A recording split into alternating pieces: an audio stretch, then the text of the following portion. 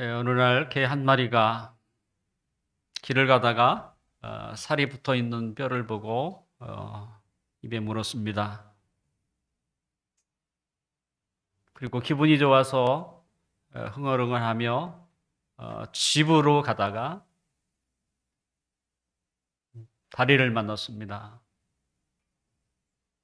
그리고 문득 물 위에, 강물 위에 자신과 비슷한 개가 자신이 물고 있는 것보다 더 큰 것을 물고 있는 것을 보고 그럴 수 없다. 그래서 그는 욕심이 나서 그 강물 속에 비치고 있는 개를 향하여 크게 사납게 짖었습니다. 그러자 그의 입에 있는 고기가 강물 위에 떨어졌습니다. 이것은 너무나 우리가 잘 알고 있는 이솝에 나오는 그 우화입니다. 지나친 욕심이 결국에는 자신의 것마저도 가질 수 없다고 하는 교훈을 가지고 있는 것입니다.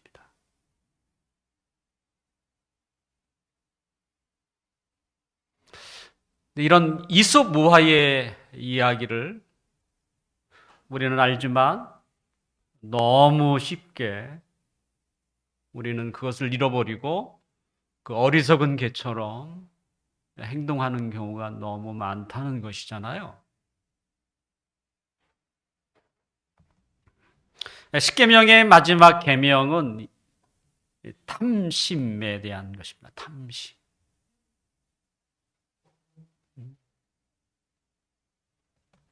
자, 오늘 우리가 함께 읽었던 17절을 다시 한번 읽겠습니다. 시작. 내 이웃의 집을 탐내지 말라. 내 이웃의 아내나 그의 남종이나 그의 여종이나 그의 소나 그의 나귀나 물론 내 이웃의 소유를 탐내지 말라. 이웃이라고 하는 것이 단지 옆에 있는 분을 이야기하는 것이지 아니죠? 그 옆에 있는, 가까이 있는 분을 포함하여 우리는 넓게 신앙 공동체, 하나님을 믿는 모든 사람들을 우리의 이웃이죠. 영적인 가족이기 때문에 우리는 그동안 십계명에 있는 계명들을 하나씩 살펴보았습니다. 그리고 오늘 그 마지막 10번째 계명을 우리가 함께 살펴볼 터인데요. 지금까지 우리가 살펴본 그 십계명을 조금 분석을 해보면 이 10가지 계명은 하라는 계명, 이 두 가지가 있습니다. 안식일을 지키라. 또 내 부모를 공경하라. 이거 하라는 계명이죠. 그리고 나머지는 하지 말라라는 계명입니다. 뭐 두지 말라에서부터 하지 말라. 오늘 10번째 계명도 탐내지 말라. 이런 계명입니다. 그러니까 하라는 계명도 있고 또 하지 말라는 계명. 하라는 것이 사실은 어렵죠. 하지 말라고 하는 것은 안 하면 되니까. 이게 쉬운 계명이죠. 어떻게 보면. 또 10가지 계명을 살펴보면 겉으로 드러나는 그 행위, 그 행위 계명이라고도 할 수 있는데 이 계명은 한 7가지 정도 됩니다. 그러면 행위 계명이 아닌, 그러니까 겉으로 드러나는 뭐 도적질, 살인 이런 게 행위 아닙니까? 행위로 드러나지 않는 그 마음의 계명이 있어요. 첫 번째 계명, 나 위에 다른 신을 두지 말라. 이건 행위 개념이 아니보다는 마음의 계명이죠. 내 마음을 하나님 외에 다른 곳에 두지 말라 이런 얘기죠. 그 다음에 5번째도 공경이라고 하는 단어. 부모를 공경하라. 이것도 행위보다는 그 마음의 계명. 그리고 오늘 우리가 살펴볼 10번째 계명은 탐내지 말라. 이것도 뭐예요? 마음의 계명입니다. 분명 행위 계명이라고 할지라도 그 행위의 시작은 마음에서 출발하는 것은 맞습니다. 하지만 이 계명을 조금 더 우리가 이렇게 분석해 보면 행위 계명과 마음의 계명으로 이렇게도 나눌 수 있다라고 하는 것이죠. 자, 오늘 우리가 살펴보는 10번째 계명, 이 탐심, 탐내지 말라라고 하는 것은 하지 말라라는 계명과 마음의 계명에 속한다고 말을 할 수 있습니다. 탐내지 말라. 이 탐심은 언제나 다른 계명하고 연관되어 나타납니다. 이스라엘의 가장 악한 왕이라고 이야기하는 그 아합 왕이 있습니다. 아합 왕. 그는 왕궁 근처에 있는 나봇의 포도원을 보고 갖고 싶었어요. 그보다 훨씬 좋은 포도원을 이 아합 왕은 가지고 있었음에도 불구하고 그 나봇의 이웃이죠. 어떻게 보면 왕궁 근처에 있는 이 나봇의 포도원을 보고 그걸 갖고 싶었어요. 그리고 나봇이 이건 조상들 대대로 물려받은 유산이기 때문에, 기업이기 때문에, 더군다나 하나님은 자신의 기업을 다른 사람에게 팔 수 없다. 당신은 왕이지만 이 포도원을, 조상 대대로 물려받은 이 포도원을 줄 수는 없습니다. 거절을 해요. 그런데도 불구하고 아합은 이걸 갖고 싶은 그 탐심 버리지 못해요. 버리지 못한다는 말은 뭡니까? 이 탐심이 이제 비로소 일을 시작하는 것이죠. 그래서 이 나봇이라는 사람을 거짓 증거하게 됩니다. 아주 사악한 사람이다. 이렇게 하는 것이죠. 또 강제로 그 나봇의 포도원을 빼앗습니다. 도둑질한 것이죠. 그리고 나중에는 이것을 절대 줄 수 없다고 하는 나봇과 그의 가족을 죽입니다. 결국 탐심이 9번째 계명 거짓 증거를 하게 했고, 남의 것을 도둑질했고, 그리고 살인까지.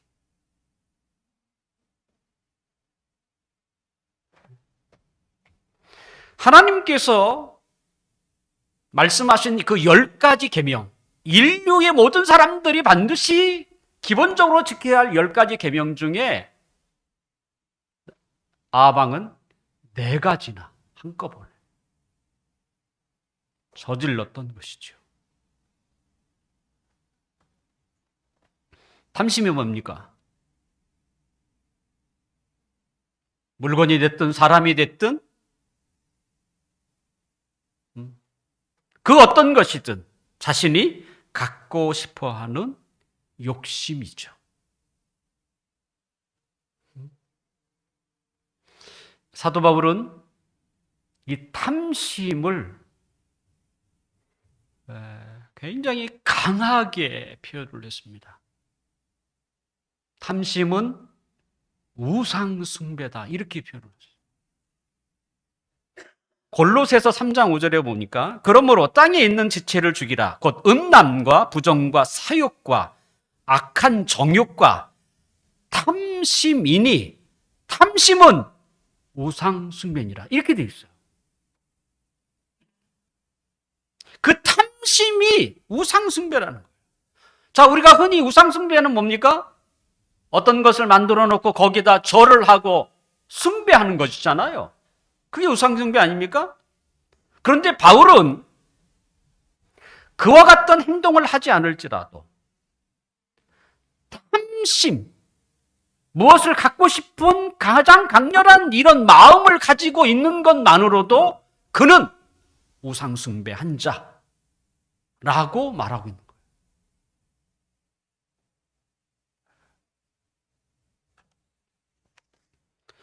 바울은 이렇게 한 번만 얘기한 게 아니고요. 에베소서 5장 5절에도 이렇게 되어 있습니다. 너희도 정녕 이것을 알거니와 음행하는 자나 더러운 자나 탐하는 자 곧 탐하는 자, 탐심이죠. 곧 우상 숭배하는 자는 다 하나님 그리스도와 하나님 나라에서 기업을 얻지 못하리니. 바울은 골로새서나 에베소서 두 번씩이나 탐심을 뭐라고 하냐면 우상 숭배라고 이야기를 하고 있어요. 어떻게 보면 바울이 이야기하는 다른 부분, 음란, 그죠? 더러운 것, 때로는 악한 정욕, 이런 것이 많이 나오는데, 이런 거에 대해서는 우상숭배라는 얘기를 안 해요. 근데 이 탐심을 우상숭배라고 하고 있다는 거예요.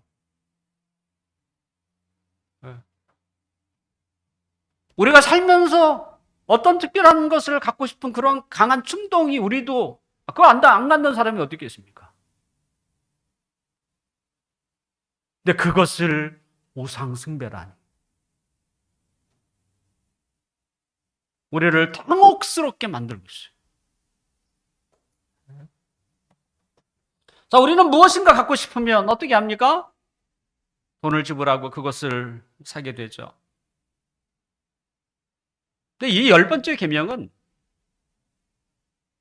내 이웃의 것이죠. 그 대상이 정해져 있죠. 내 이웃의 것을. 다른 사람의 것이죠. 다른 사람의 것에 대한 탐심을 지금 이야기해 주고 있습니다. 근데 사람은 참 희한하게도 남의 것이 그렇게 더 커 보이고 더 화려하게 보이고 더 예쁘게 보이는 경우가 너무나 많습니다. 또 우리는 분명 인간은 그래도 하나님이 지혜롭게 사람을 만들지 않았습니까? 그런데 우리가 지혜로운데도 불구하고 어리석은 행동을 할 때가 있어요. 특히 언제? 남과 비교할 때. 자식들을 양육하는 데 있어서 가장 좋지 않은 방법, 그리고 양육을 받는 아이들에게 있어서 화가 나게 하는 게 뭐냐? 전문가들은 한결같이 얘기합니다. 비교하는 것이라. 비교하는 걸 누가 좋아합니까? 저도 엄청 싫어요. 옆에 있는 교회는 부흥하는데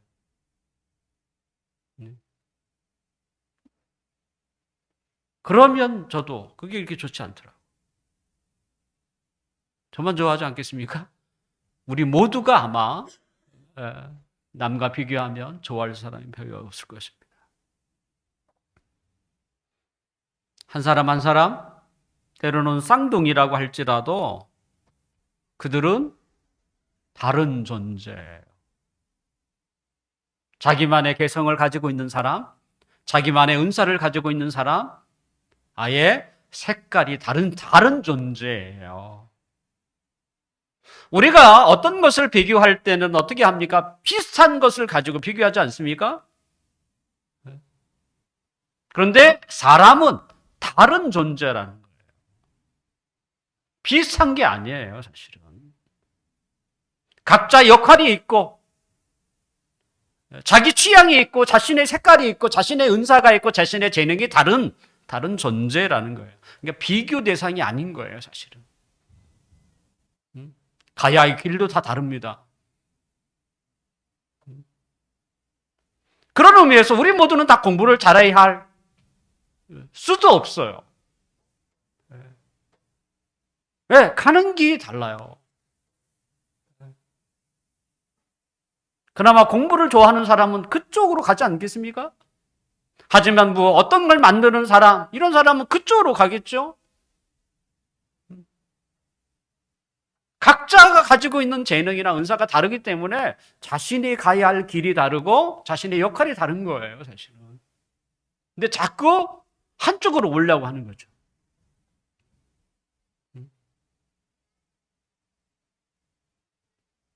그렇다고 학생이 공부라는 거기에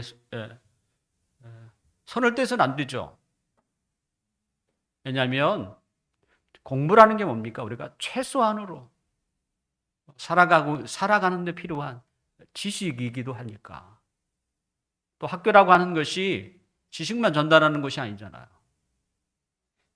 같은 친구들끼리, 동료끼리, 훗날 사회에서 그런 사람을 내가 어떻게, 그런 그 친구들과 어떻게 더불어 살아갈 것인가를 거기서 배우는 거예요. 친구가 나를 통해서 배우고, 내가 친구를 통해서 배우고, 때로는 내가 마음에 안 드는 사람이 있을지라도 어떻게 그러면 더불어 살 것인가를 거기서 배우는 거잖아요.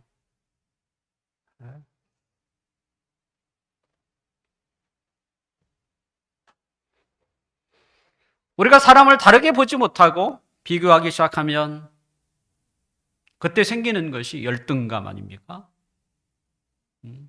나는 못났다. 지지리도 못났다. 스스로 자괴감에 빠지고 열등감에. 또는 그것이 물건이라면 탐욕. 그죠? 탐욕의 죄에 빠지게 되는 것이죠. 사도 바울은 고린도전서 12장에 보면 우리 지체에 있는 손과 발 이야기가 소개되어 있죠. 손이 발을 보고 시기하고 또 눈이 입을 보고 시기하고 이런. 손은 손의 역할이 있고 발은 발의 역할이 있는데 눈이 생각하기를 자신은 늘 보기만 하고 정작 먹는 것은 뭐예요? 입이라고. 불만을 쏟아낸다면 그 몸은 어떻게 되겠습니까? 병든 몸이 되는 거예요. 서로 지체들끼리 막 싸워. 누가 잘났네. 불공평하다는 것으로 서로 싸우면 우리의 몸이 제대로 되겠습니까?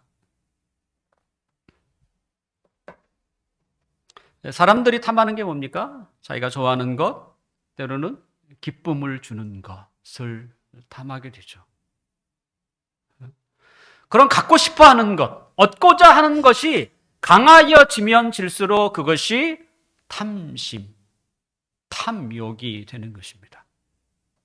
자, 그렇다면 분명 우리도 이 탐심이라고 하는 것이 가지고 있는데 그러면 이게 다 우상숭배요? 또 이게 다 죄인가? 그렇지는 않습니다. 어떤 사람은 선을 추구해요. 선. 또 의를 갈망해요. 그 의로움, 불의를 보면서 이 땅에 하나님의 의가. 그래서 의에 대한 갈망하는 것. 이것이 어떻게 죄가 되겠습니까? 특별히 예수님께서도 산상수훈에 보면 오늘 우리가 그런 오늘 부르지 않았네요. 의에 줄이고 목이 마른 자는 복이 있나니. 그게 뭡니까? 간절히 탐하는 거잖아요, 사실은. 의에 대한. 근데 그런 자는 성경이 뭐라고 합니까? 복이 있다고 얘기해요. 그러니까 모든 탐심이 죄라고 말하는 게 아닌 거예요. 선하고 아름다운 것. 특별히 뭐예요? 얼마나 그걸 원하면 목마른 자라고 표현했겠어요. 목이 마를 만큼 그 의를 추구하고 진리를 추구하고 생명을 추구하고 하나님의 마음을 사모하고 하나님의 뜻을 간절히 원하는 그런 마음, 그것이 어떻게 죄가 되겠습니까? 그건 죄 아닙니다. 그렇다면 죄가 되는 탐욕은 뭐겠어요? 죄가 되는 탐욕, 그것은 행복입니다.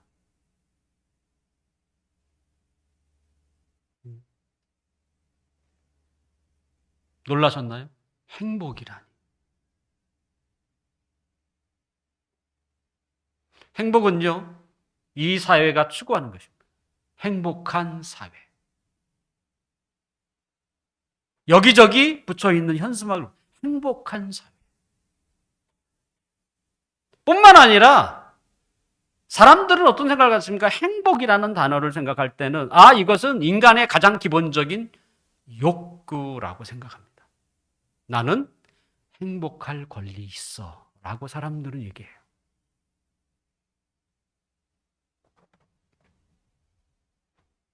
그런 말 들으면 우리 그리스도인들도 자기 행복 추구권에 대해서 크게 반대하지 않습니다. 옳은 것처럼 보여요. 과연 그럴까요? 내가 행복을 추구하는 것이 과연 옳을까요? 어떻게 보면 이거 맞는 것 같기도 하고, 나 행복해지고 싶어. 이게 과연 죄가 될까? 만약 죄라고 한다면 다시는 이 교회 안 나올 거야. 막 이렇게 생각할지도 모르겠어요. 우리는 인간의 가장 기본적인 욕구라고 할지라도 언제나 생각해야 할 게 하나 있습니다. 인간은 근본적으로 타락한 죄인이라는 사실이에요. 이걸 늘 염두에 둬야 돼요. 사랑을 외칠 때에 우리는 사랑만 외쳐서는 안 돼요. 그 사랑을 외치는 사람이 뭐예요? 타락한 죄인인 것도 우리가 염두에 둬야 돼요. 네? 행복을 외칠 때에 행복하고 싶어, 정말 행복하고 싶어, 이렇게 말하는 그 사람도 어떤 사람이에요? 타락한 죄인이라는 사실을 염두에 두고 있어야 한다는 거예요. 이 세상의 전문가라고 하는 사람들이 놓치고 있는 게 뭡니까? 인간의 타락. 그 사람들은 절대 그것을 보지 못해요. 그 사람들은 그것 없이 사람을 연구합니다. 심리학, 상담학, 교육학, 정치학, 경제학, 이 세상의 모든 학문의 그 전제 조건은 뭐냐면요, 순수한 인간으로부터 출발해요. 제가 어떤 책을 읽어도 그 한계가 보이는데 그게 뭐야? 그거예요. 그 사람들은 그걸 몰라요.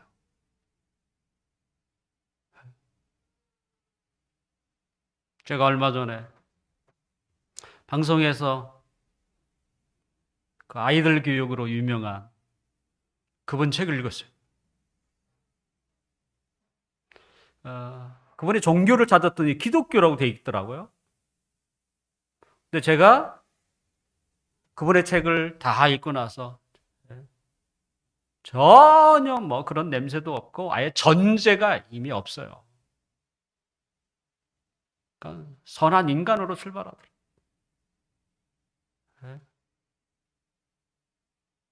그러니까 안 됐죠, 제대로. 방송이야 된 사람만 보여주는 거예요. 그게 되겠습니까? 타락한 인간이 어디로 튈지 모르는데 똑같은 교육을 시킨다고 똑같이 잘할 것 같아요? 그렇지 않아요.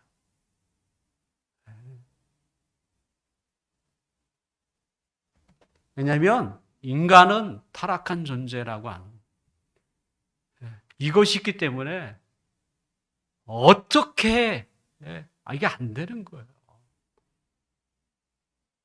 곱디 곱게 순하게 아주 온실에서 자란다고 애가 순한 양이 됩니까? 도리어 그렇게 자란 애들이 더 간교한 애들이 되는 경우. 이 사회를 힘들고 문제 일으킨 사람이 누구예요?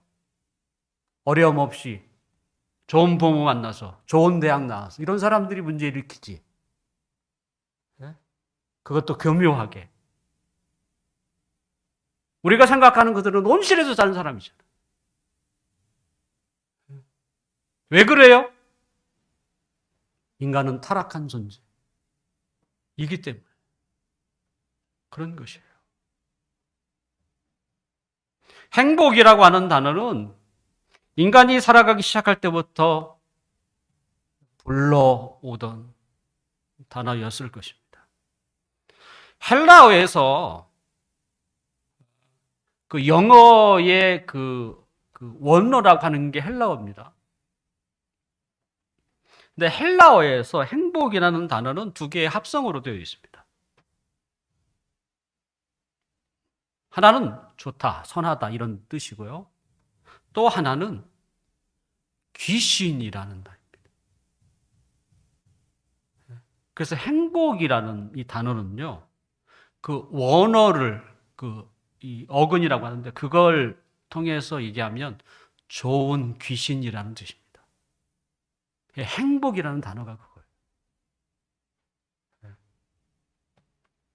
이게 뭡니까? 좋은 것인 양 인상을 주면서 뒤에는 누가 자리 잡고 있는 거예요? 귀신이 딱 자리 잡고 있는 거예요. 좋은 귀신. 그게 행복이에요.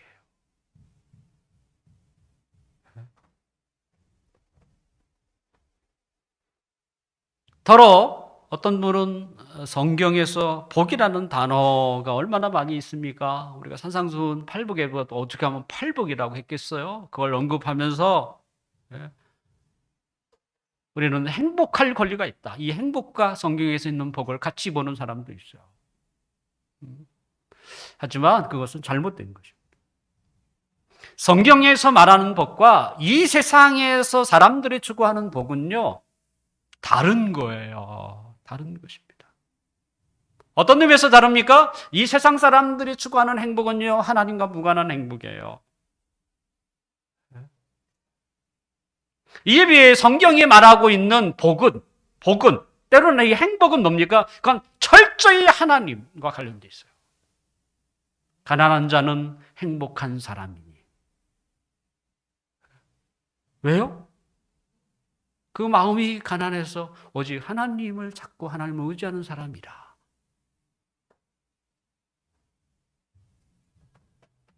그거잖아요. 성경에서 얘기하는 그 행복, 성경에서 말하는 복은요, 그것이 누구로부터? 하나님으로부터 나와요. 그리고 하나님을 통해서 얻는 복이에요. 그러므로 성경에서 복을 세상에서 행복이라고 같이 보는 것은 그건 잘못된 것입니다. 성경은 누누이 우리에게 끊임없이 이야기하기를 하나님을 멀리하는 자는 망하고 하나님을 가까이하는 자는 행복할 것이다. 하나님과 가까이함이 복이다. 그거잖아요. 행복을 주시는 그 하나님을 멀리하면 그것은 망한다는 거예요. 망. 이건 진리입니다.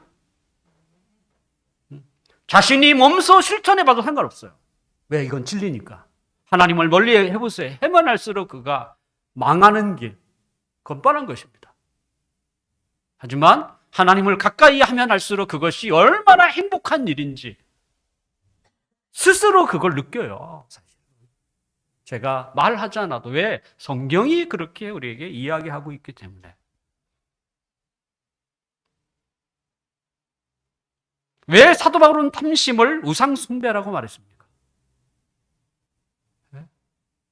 조금 이해가 가시나요? 왜 그 다른 것은 그런 얘기 안 하는데 왜 탐심을 우상숭배라고 했는가? 탐심은 행복을 추구하는 것입니다. 행복, 예, 즐거움, 기쁨을 간절히 원하는 그런 그 갈망입니다. 결국 하나님을 떠나서 행복을 추구하는 것은 뭡니까? 그것은 자기 주장밖에 안 돼요. 자기가 원하는 것. 하나님을 떠난 인간. 죄로 말미암아 타락한 인간이 가장 추구하는 게 뭐겠어요? 행복이에요. 행복.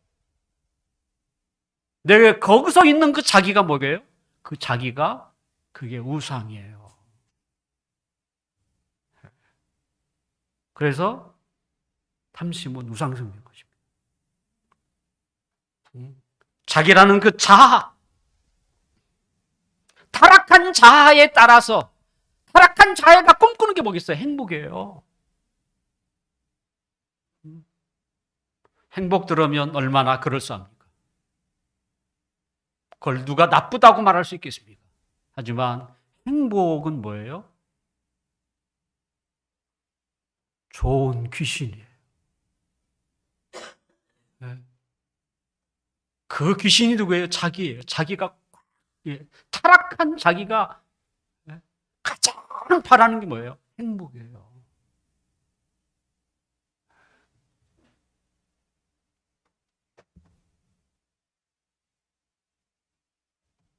탐심은 그저 다른 사람의 물건을 탐하는 정도를 얘기하는 게 아니에요. 왜 탐하려고 하겠어요? 그걸 가지면 자기가 행복할 거라고 생각하기 때문에 그런 거예요. 누가 그걸 붙이질 하겠어요? 자기예요, 자기. 탐심에도 누가 보아도 불의한 것처럼 보이는 게 있고요. 또는 겉으로 보기에는 아름답게 보이는 탐욕이 있습니다. 단어로 얘기하면 행복도 그런 거예요. 행복이라는 게 뭡니까? 그게 나쁜 단어입니까? 아니잖아요. 하지만 그것은 뭡니까? 아름답게 겉은 보일지 모르지만 그 뒤에는 누가 있어요? 자기라고 하는 자기 우상이 딱 버티고 있는 거예요.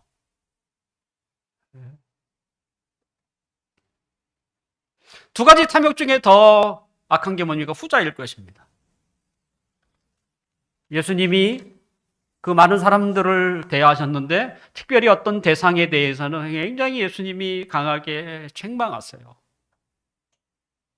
예수님의 성정 같지 않은 만큼 누구예요? 바리새인들이에요. 그들은 누굽니까? 종교를 이용해서 하나님을 이용해서 자신의 욕망을 탐심을 채우려는 자들이었기 때문에 그래요. 그런 사람은 좋은 말 갖고 이게 통하지 않아요. 정말 그들을 사랑한다면 어떻게 돼요? 책망해야 돼요. 이 화 있을 진정이 이렇게 주님이 책망하세요. 이 인간 쓰레기라고 할 만큼 그렇게 해야 그들이 조금 움직일까 말까 하는 거예요.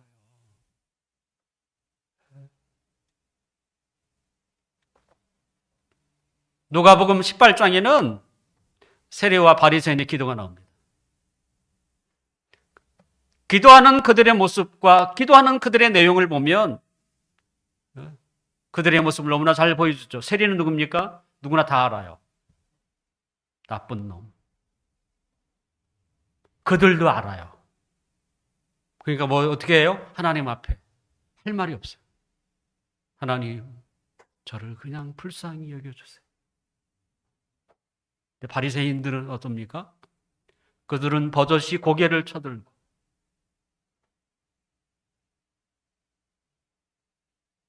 자신의 선행만 나열하고 있습니다. 하지만 그 선행 뒤에는 뭐가 있었어요? 그들의 탐심이 가득 찼어요.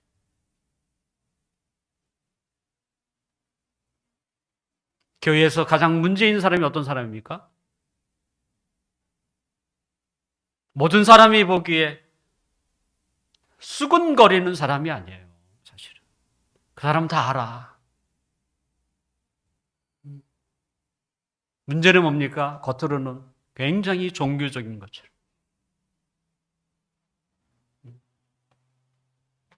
그러면서 속은 다른 거야.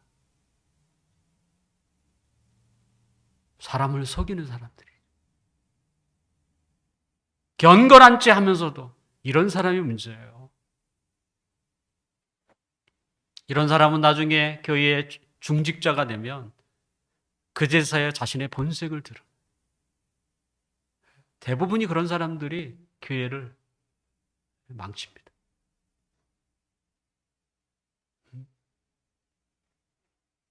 그러니까 은밀하게 자신을 가장하면서 거기까지 올라온 거예요.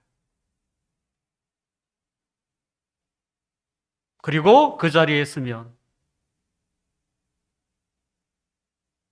더 이상 올라가야 할 자리가 없다고 하는지 생각하는지.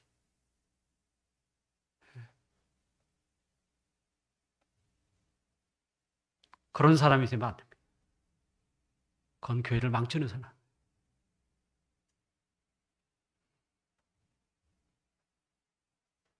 제가 제일 염려하는 게 뭐겠습니까? 그런 거예요. 제가 직분자를 세우면 가장 염려하는 게 그런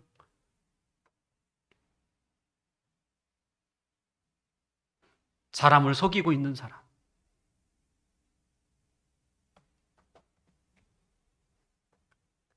어찌 그들이 중직자만 있겠습니까? 저는 목회자들에게도 저는 있다고 생각해요. 그들도 마찬가지입니다. 겉으로는 교회의 부흥과 성장을 외칩니다. 자, 교회가 부흥하겠다는데 성장하겠다는데 반대할 사람이 누가 있어요? 하지만 그것을 이용해서 각종 탐심을 채우려고 하는 이런 사람이 한국교회를 망치는 거예요. 그렇게 해서 부흥해서 그렇게 해서 성장한 예. 그런 사람이 이제 더 이상 뭐 할 것도 없으니까 본색을 드러내는 거예요. 그게 한국교회를 망치는 거예요. 똑같아요. 어떤 사람은 교회를 망치고 어떤 사람은 큰 교회다 보니까 한국교회를 망치는 거예요. 예. 우리가 너무나 잘 아는 청교도 영성이라는 이름으로 사람들을 끌어모아서 결국 교회의 재개발 터무니없이 500억을 부르고 그걸 이용해서 자신의 그 탐심을 채우려고 했던 어느 목사님처럼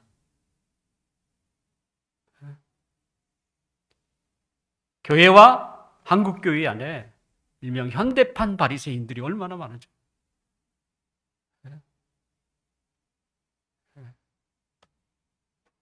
결국 자아를 버리지 못한 모든 종교적인 제스처는 다 뭐예요? 탐심입니다. 다 탐심이에요. 재밌게도 이런 사람일수록 더 금식하더라고요. 탐심이 얼마나 강하면 자기의 생명을 걸고 여러분 40일 금식을 수없이 하는 사람도 있어요. 생명을 걸고 하잖아요. 뭐 때문에? 거룩하고 더 순전하려고. 저는 그런 사람도 있을 거라고 생각이 돼요. 있었으면 좋겠어요. 근데 아닌 사람도 너무 많아. 자기의 생명을 걸고 그 탐심을 이루려고 하는 그 욕망.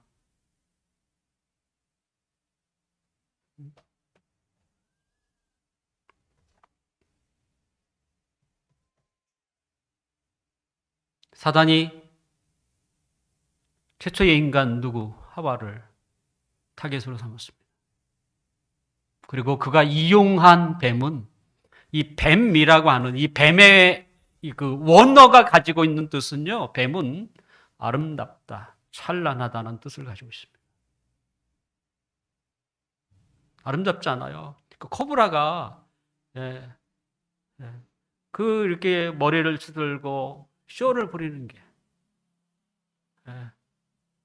우리가 뱀에 대한 선입견을 가지고 있어서 그렇지 그게 없다면 그 얼마나 그 아름답게 예. 뱀이라는 그 원어의 뜻은요 아름답다라는 뜻이에요. 그 아름답 예. 예, 그렇죠. 그 뱀을 이용하여 하와를 유혹하잖아요.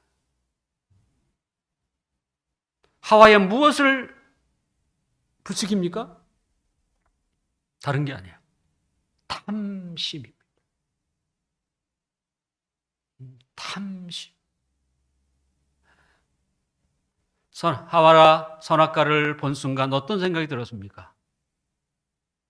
먹음직스럽고 탐이에요, 탐. 보암직스럽고 하물며 지혜롭게 할 만큼 탐스럽다 이렇게 돼 있어요.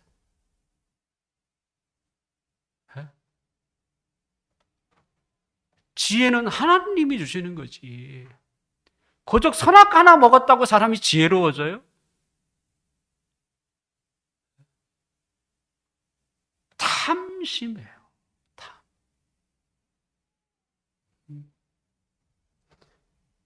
하와는 선악과를 먹으면 자신이 추구하는 것을 얻을 수 있다고 생각했습니다. 그리고 따 먹었습니다. 하와가 그 선악과를 따 먹었을 때 그 기쁨이 얼마나 컸겠습니까? 아, 행복하다. 아마 그것을 느낄 수 있었을 것이. 이것이 행복이구나. 이상하다. 우리가 부르는 찬양이 아닌데 이것이 행복. 하지만 그가 모르는 게 있어요. 선악과를 먹을 때는 행복했을지 모르지만 그 이후부터 그에겐 진정한 행복으로부터 멀어지기 시작했어요.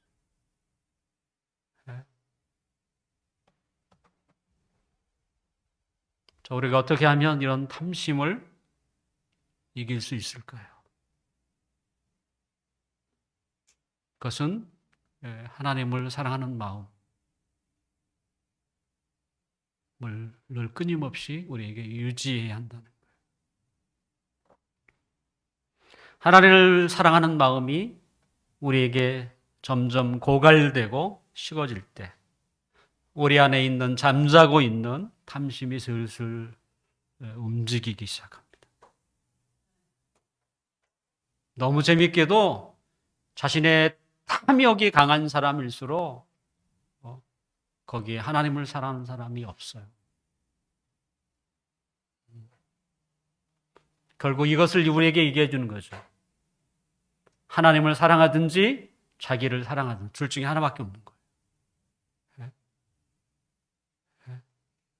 다른 길이 없어요. 하나님을 사랑하는 마음이 점점 줄어들면 자기를 사랑하는 게 굉장히 강하죠. 결국 자신을 사랑하는 이 마음이 작아지려면 어떻게 해요? 하나님을 사랑하는 마음. 하나님을 사랑하는 마음을 나에게 많이 부어주십시오. 하나님의 사랑을 더 알게 해주십시오. 그래서 바울도 그런 기도를 하죠. 하나님의 사랑의 길이와 넓이와 높이 이런 걸 더 깨달아 알 수 있도록 해달라.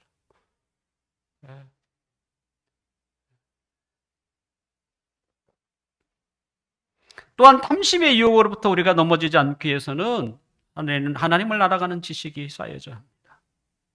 그러니까 하나님의 깊은 뜻을 끊임없이 배워가야 돼요. 하와는 하나님의 깊은 뜻을 지식이 부족했어요. 그래서 하나님을 오해했어요.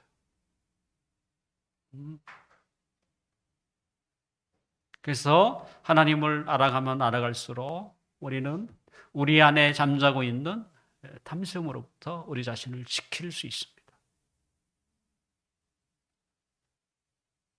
말씀을 정리하려고 합니다. 우리는 탐심으로부터 자유로울 수 없습니다. 탐심은 언제나 우리 안에 잠들고 있습니다. 문제는 그 탐심은 깊이 잠들지 않아요. 언제든지 깨어날 준비를 하고 있다는 거예요. 우리가 하나님을 멀리하고 또한 하나님을 사랑하는 그 사랑하는 마음이 식어지거나 작아질 때 그때마다 우리 안에 잠자고 있는 탐심이 눈을 뜹니다.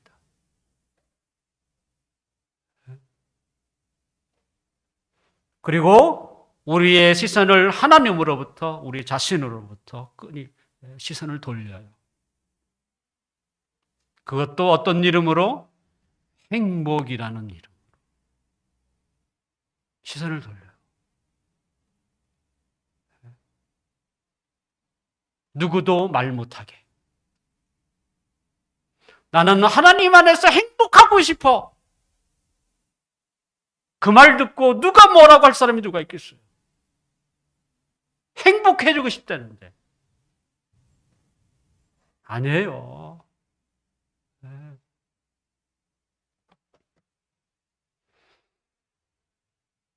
우리 안에 깨어난 탐심은 결국 탐심으로 만족하지 않습니다. 이제 시작입니다. 탐심은 하나님이 쳐놓은 울타리를 하나씩 넘어가기 시작합니다. 거짓 증거를 하고요. 도둑질을 하고 더 심하면 살인까지 일을 벌입니다.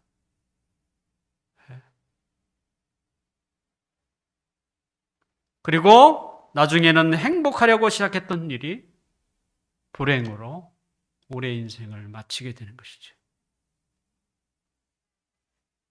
그때 우리 옆에서 누가 마귀가 행복한 미소를 띠지 않겠어요? 불교를 비롯해서 수많은 종교가 결국 뭐예요? 탐심을 없애려고 그렇게 많은 노력을 해왔습니다. 자기를 수련하고 자기를 깎아내는, 다른 게 아니에요. 탐심이에요. 하지만 수천 년 동안 그들이 갈고 닦았음에도 불구하고 다 실패했습니다. 하나님을 사랑하고 그의 뜻으로 우리의 마음을 채우지 않으면 우리는 탐심으로부터 벗어날 길이 없습니다. 우리는 자신이 불행하는 걸 알면서도 자기를 너무나 붙들려고 하고 있어요. 왜 예수님이 자기를 부인하라고 하셨을까요?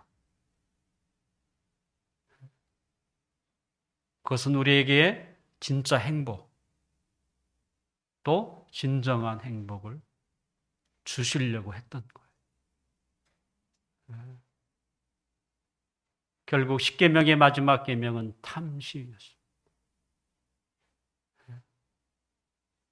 자기를 부인하는 일이죠. 자기를 사랑하는 그 사랑을 이제는 내려놓을 때가 됐어요. 주님의 사랑으로 여러분의 마음을 채우십시오. 주님의 뜻으로 여러분의 마음을 채우십시오. 그래서 여러분이 살아가는 그 하루하루가, 그리고 우리가 살아가는 그 인생이 진정한 행복, 참된 행복이 됐으면 좋겠습니다. 기도하겠습니다.